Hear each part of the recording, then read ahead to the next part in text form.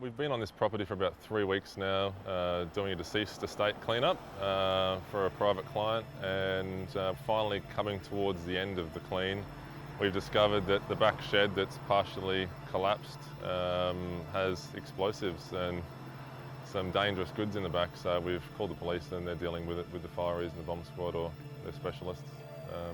What looks like gelignite in a plastic bag and an old rusted mortar. It looks like a mortar.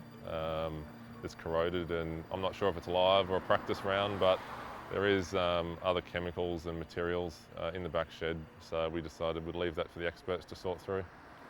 We've had 4 people working on this job for about 3 weeks, on and off, a couple of days off here and there, but yeah, there has been it's a dense amount of contents in there, from dead birds, pigeon, excrement, rats, mice, and everything else that goes with it.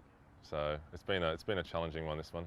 Yeah, there's some bullets in the back shed and in a box underneath the floor as well. So yeah, I mean, there's little tips of bullets found throughout the house, but nothing of concern. They all got disposed of, but there is live ammunition under the floorboards.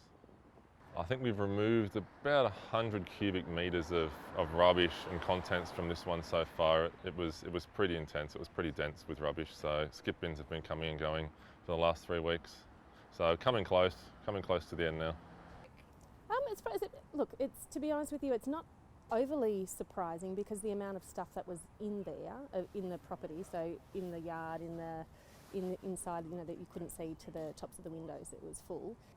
I'm not surprised that there's a whole lot of strange sort of findings there, but look, the potential of explosives, that probably is next level. It's a bit more shocking, and it's, the concern is now, for safety and how long, what could have occurred had it not been cleaned out and had it not been, sort of found by the cleaners. I mean, you couldn't tell. It's already been cleaned inside and sanitised, good forensic clean inside, but I will leave the emergency services to deal with what's in the back shed before we finish the clean. Yeah, it's a usual job until we found the explosives and the gelignite. Otherwise, it's pretty standard. You do get houses that are extremely full of contents from hoarding, of needles and syringes, a couple of willy bins worth. A lot of them weren't used; they were still unused in their packets. But yeah, again, sharps proof gloves to be worn through the whole case here.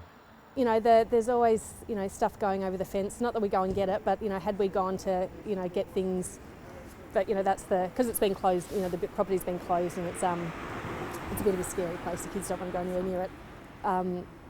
Yeah, but had we climbed over the fence to, get a retrieve a ball or something along those lines, it could have been, a much more critical situation.